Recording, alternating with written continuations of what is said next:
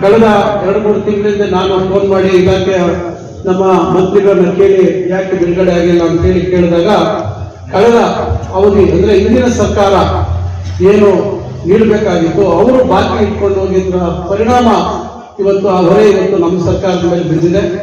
ಆದ್ರೂ ಇವತ್ತು ಒಂದು ಕಡೆ ಹಳೆ ಬಾಕಿಯನ್ನ ಕೊಡ್ತಕ್ಕಂಥದ್ದು ಜೊತೆಗೆ ಏನು ಇವತ್ತು ಹೆಚ್ಚುವರಿ ಉತ್ಪಾದನೆ ಆಗಿದೆ, ಇದು ಕೂಡ ಸರ್ಕಾರದ ಮೇಲೆ ಹೆಚ್ಚುವರಿ ಹೊರೆ ಆಗುತ್ತೆ. ಏನು ಹಿಂದೆ 7-7.5 ಲಕ್ಷ ಇತ್ತು, ಇವತ್ತು 12 ಲಕ್ಷ ದಾಟಿತ್ತು. ಈ ಹೊರೆ ಕೂಡ ಇವತ್ತು ಸರ್ಕಾರದ ಮೇಲೆ ಆ ಒಂದು ಹೊಸದಾಗಿ ಉತ್ಪಾದನೆ ಆಗಿರ್ತಕ್ಕಂಥ ಹಾಲಿನ ಮೇಲೆ 5 ರೂಪಾಯಿ ಏನು ಪ್ರೋತ್ಸಾಹವನ್ನು ಕೊಡುವಂಥದ್ದಿದೆ, ಅದು ಕೊಡುವಂಥ ಜವಾಬ್ದಾರಿ ಕೂಡ ಸರ್ಕಾರದಲ್ಲಿದೆ. ಖಂಡಿತ ನಾವು ಅದನ್ನು ಕೊಡಿಸ್ತಕ್ಕಂಥ ಕೆಲಸವನ್ನು ನಾವು ಮಾಡ್ತೇವೆ. ಈಗಾಗಲೇ ಏನೇನು ಆಗಿತ್ತು ವಿಭಜನೆ ಮಾಡಿದಂಥ ಸಂದರ್ಭದಲ್ಲಿ ನಮ್ಮ ಚಿಕ್ಕಬಳ್ಳಾಪುರ ಜಿಲ್ಲೆಯ ಸದಸ್ಯರು ನಿರ್ದೇಶಕರಾಗಿದ್ದರು, ಅವರ ಅಸ್ತಿತ್ವ ಹೋಗಿತ್ತು. ಜಿಲ್ಲಾಧಿಕಾರಿಗಳು ಆಡಳಿತಾಧಿಕಾರಿಯಾಗಿ ಚಿಕ್ಕಬಳ್ಳಾಪುರದಲ್ಲಿ ಕೂತಿದ್ರು. ವಿಷಯ ನ್ಯಾಯಾಲಯದ ಕಟ್ಟಕಡೆಗೆ ಹೋಯಿತು. ಅಲ್ಲಿ ಅತಂತ್ರದ ಪರಿಸ್ಥಿತಿ ನಿರ್ಮಾಣ ಆಯಿತು.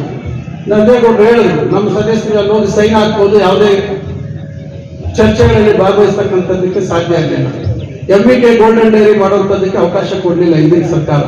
ಈ ರೀತಿ ನಾನಾ ಅಡಚಣೆಗಳನ್ನ ಮಾಡಿಕೊಂಡು ಬಂದಂಥದ್ರ ಜೊತೆಗೆ ನಾವು ತೀರ್ಮಾನ ಮಾಡಿದ್ದಷ್ಟೇ, ಇವತ್ತಲ್ಲ ನಾಳೆ ನಾವು ವಿಭಜನೆ ಆಗಬೇಕು. ಹೊಸ ನಮ್ದು ಜಿಲ್ಲೆ ಆಗಿ ಸುಮಾರು ಈಗ 17-18 ವರ್ಷ ಆಗ್ತಾ ಇದೆ, 17 ವರ್ಷ ಆಗ್ತಾ ಇದೆ ನಮ್ಮ ಜಿಲ್ಲೆ ಸ್ಥಾಪನೆ ಆಗಿ.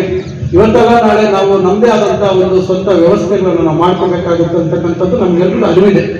ಆದ್ರೆ ಮಾಡ್ತಕ್ಕಂಥದ್ದನ್ನ ಒಂದು ವೈಜ್ಞಾನಿಕವಾಗಿ ವ್ಯವಸ್ಥಿತವಾಗಿ ನಾಳೆ ನಾವು ಆ ಒಕ್ಕೂಟ ಉಳಿಬೇಕಾದ್ರೆ ನಮ್ಮಲ್ಲಿ ಪ್ಯಾಕಿಂಗ್ ಮಾಡ್ತಕ್ಕಂಥ ವ್ಯವಸ್ಥೆ ಇದೆಯಾ? ನಾವು ಉತ್ಪಾದನೆ ಮಾಡ್ತಕ್ಕಂಥ ಹಾಲನ್ನ ನಾವು ಮತ್ತೆ ಬೇರೆಯವರಿಗೆ ಗುತ್ತಿಗೆ ಕೊಟ್ಟು ಅವ್ರ ಕೈಯಲ್ಲಿ ಅದನ್ನ ಪ್ಯಾಕಿಂಗ್ ಮಾಡಿಸಿ ಮತ್ತೆ ಅದನ್ನ ಮಾರಾಟ ಮಾಡಿದ್ರೆ ನಮಗೆ ಬರ್ತಕ್ಕಂಥ ಲಾಭದಲ್ಲಿ ಎಷ್ಟು ನಷ್ಟ ಆಗ್ತದೆ?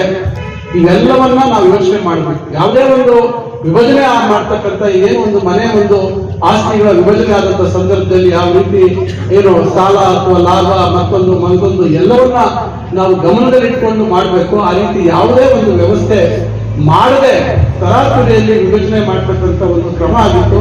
ಅದನ್ನ ನಾವು ವಿರೋಧಿಸಿ ಇದನ್ನ ರದ್ದು ಮಾಡ್ತಕ್ಕಂಥ ಕೆಲಸವನ್ನು ಮಾಡಿದ್ದೇವೆ.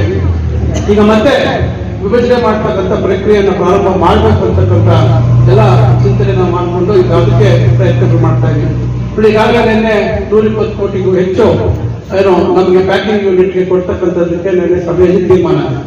ಇವೆಲ್ಲ ಬಹುಶಃ ಇಷ್ಟು ಹಣ ನಮ್ಮ ಹತ್ರ ಇರ್ತಾ ಇರಲಿಲ್ಲ. ವಿಭಜನೆ ಆಗ್ಬಿಟ್ಟು ನಾವು ಬೇರೆ ಸಂಸಾರ ಹೋಗ್ಬಿಟ್ರೆ ನಮ್ಮ ಹತ್ರ ಏನು ವರಮಾನ ಇಲ್ಲ, ಆದಾಯ ಇಲ್ಲ, ನಮ್ಮ ಹತ್ರ ದುಡ್ಡಿಲ್ಲ, ಬೇರೆ ಹೊಸ ಸಂಸಾರ ಇಟ್ಬಿಟ್ಟಿದ್ದೀವಿ.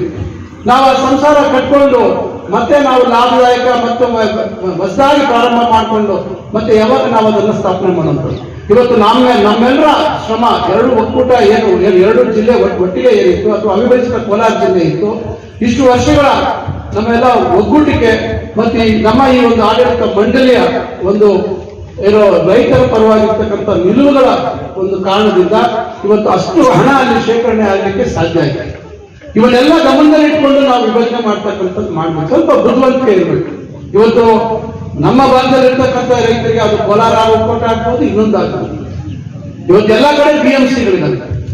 ಇದು ಗೊತ್ತಿಲ್ಲ ನಿಮಗೆ. ಚಿಂತಾಮಣಿಯಲ್ಲಿ ಮೊದಲ ಡೈರಿ ಸ್ಥಾಪನೆ ಮಾಡಿದ್ದು ನಮ್ಮ ತಂದೆಯವರು. ಸುಮಾರು ವರ್ಷ ಅವರೇ ಆ ಡೈರಿಯ ಅಧ್ಯಕ್ಷರಾಗಿ ಕೆಲಸ ನಿರ್ವಹಿಸಿದ್ದಾರೆ. ಚಿಂತಾಮಣಿ ಜನತೆ 1983ರಲ್ಲಿ 85ರಲ್ಲಿ ಆ ಸಂದರ್ಭದಲ್ಲಿ ನಮ್ಮ ತಂದೆಯವರನ್ನ ಸೋಲಿಸದೇ ಇದ್ದಿದ್ರೆ ಬಹುಶಃ ಏನಿವತ್ತು ಕೋಮಲ್ ಇದೆ ಅದು ಚಿಂತಾಮಣಿಯಲ್ಲಿ ಸ್ಥಾಪನೆ ಆಗ್ತಾ ಇದೆ. ಅದನ್ನ ನಮ್ಮ ತಂದೆಯವರು NDTV ಅವರ ಹತ್ರ ಕುರಿಯರ ಹತ್ರ ಎಲ್ಲ ಹೋಗಿ ಮಾತಾಡ್ಕೊಂಡು ಭೌಗೋಳಿಕವಾಗಿ ಒಂದು ಎರಡು ಜಿಲ್ಲೆ ಅವಿಭಜಿತ ಜಿಲ್ಲೆ ಇದು ಮಧ್ಯದಲ್ಲಿ ಇದೆ. ಗೌರಿಬಿದೂರಿನಿಂದ ಬಂದ್ರೆ ಸಮಯಕ್ಕೆ ಸರಿಯಾಗಿ ಸೇರುವಂತ ಅವಕಾಶ ಇತ್ತು ಅಂತ ಹೇಳಿ ಇವನ್ನೆಲ್ಲ ಗಮನದಲ್ಲಿ ಇಟ್ಕೊಂಡು ಆ ಒಂದು ಕೋಮಲ್ನ ಏನಿದೆ ಇವತ್ತು ಏನು ಘಟಕ ಚಿಂತಾಮಣಿಯಲ್ಲಿ ಮಾಡಬೇಕು ಅಂತ ಆಸೆ ಇಟ್ಕೊಂಡು ಅದಕ್ಕೆಲ್ಲ ಪ್ರಯತ್ನ ಮಾಡಿದ್ರು.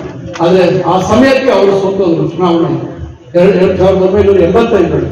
ಅದರ ಫಲ ಏನಾಯ್ತು, ಸಿ ಮುನ್ಸ್ವಾಮಿ ಅವರು IAS ಅಧಿಕಾರಿ, ಇವತ್ತು ಅವ್ರ ಊರು ಮುಂದೆನೆ ಇರೋದಕ್ಕಾಗ್ತದೆ.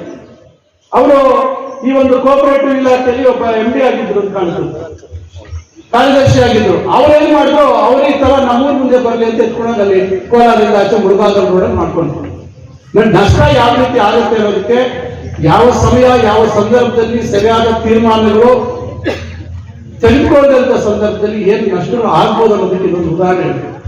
ಇವತ್ತು ದೊಡ್ಡ ಮಟ್ಟದಲ್ಲಿ ಇವತ್ತು ಸಹಕಾರಿ ಕ್ಷೇತ್ರ ಬೆಳೆದಿದೆ. ಇತ್ತೀಚೆಗೆ ಒಂದು ತಿದ್ದುಪಡಿಯನ್ನ ನಮ್ಮ ಸರ್ಕಾರ ತಂದಿದೆ. ಇದ್ರ ಬಗ್ಗೆ ಬಹಳಷ್ಟು ಚರ್ಚೆಗಳಾಯಿತು ಸಂಪುಟದಲ್ಲಿ.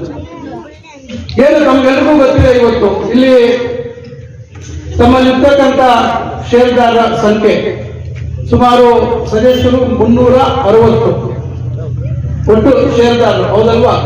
ಈಗ ಎಲಿಜಿಬಲ್ ಇರುವಂತವ್ರು ಎಷ್ಟು ನೋಡ್ರೆ ಓಟ್ ಹಾಕಕ್ಕೆ ಎಲಿಜಿಬಲ್ ಇರೋದು ಶೇರ್ ಇದೆ, ಯಾರು ಹಾಲು ಹಾಕಲ್ಲ.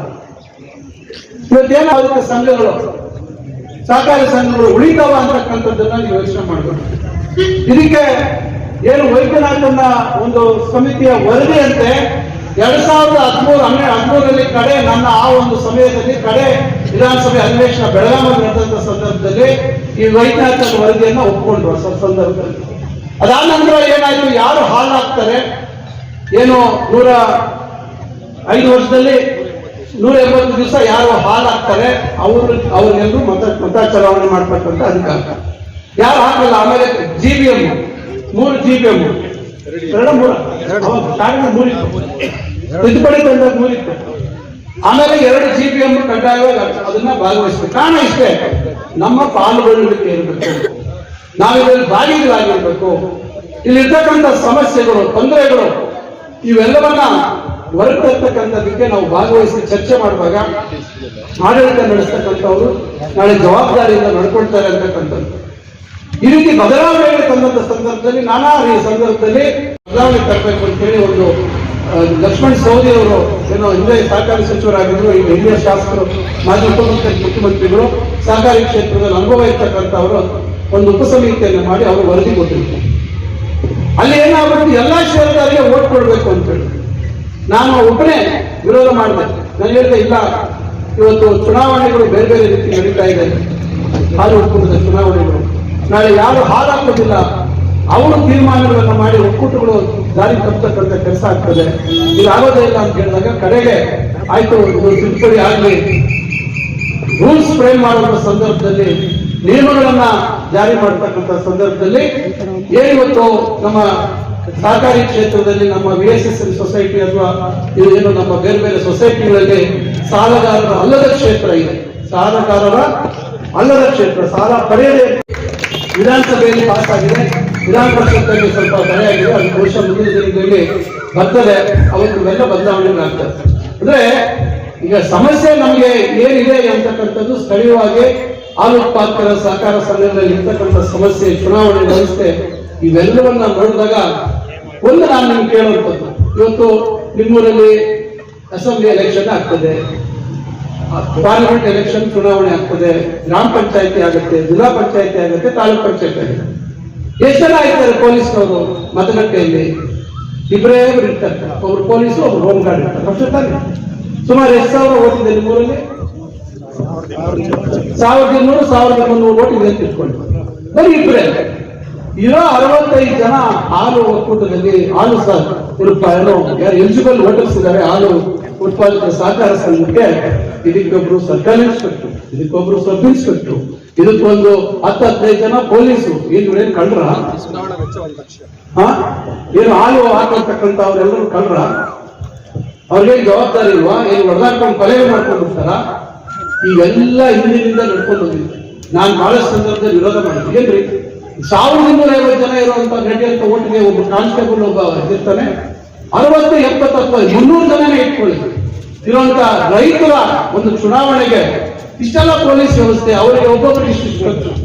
ಒಬ್ಬ ಸರ್ಕಾರಿ ಇನ್ಸ್ಪೆಕ್ಟರ್ ಬಂದ್ರೆ 5,000ನೋ 7,000ನೋ, ಇನ್ನೊಬ್ಬರಿಗೆ 1,000, ಈ ತರ ಎಲ್ಲ ಯಾರು ದುಡ್ಡಿಲ್ಲ.